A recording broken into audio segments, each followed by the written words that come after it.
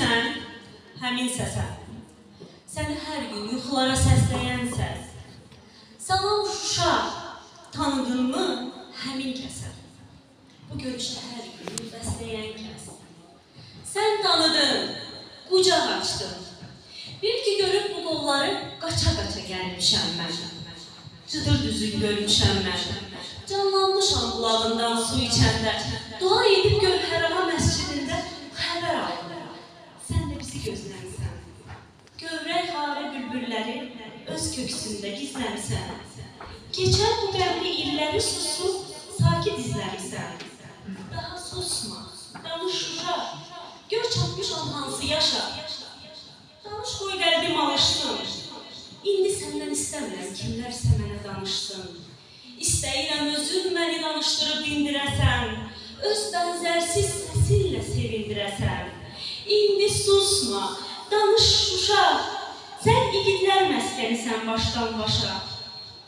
Gördün necə vuruşurdu mərd oğullar. Gördün necə olmuşdular düşmənlə dərd oğullar. Gördünmü haqqını önündə, haqsız düşmən baş əyəndə. Gördünmü o boş başlara dəmir yumruqlar dəyəndə. Zəfərə qıvılcım olan İlqar, Polad adlı bir şəxs var idi, unutmuram. Mərd hikmətin baxışında neçə şəhid kəs var idi, unutmuram. Topçu uçal duruşunda daxili bir şəxs var idi, unutmuram. Əziz Şuşa, sən azadsan deyiləndə, ürəkləri alışdıran şəxs var idi, unutmuram. Vətən, millət yolunda and içib gəldik, sənə çatdı. Qarşımıza düşmənləri biçib gəldik, sənə çatdı.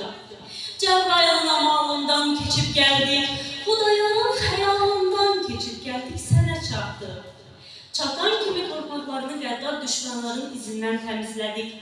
Yaralı kövrək və qəlbini Üzeyrin bəstəsiylə, bülbülün həzin səsiylə, Qarabaş kəstəsiylə əzizlədik.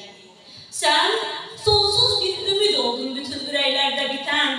Sən şəhid anasının sağ olsun dediyi vətən. İgidlər sənə qovuşdu. Sən əbədi dincliyinə. Bundan sonra bizlər səni qaytarar gəncliyinə. Sən özün də bizim üçün işıqlı bir gələcəksən.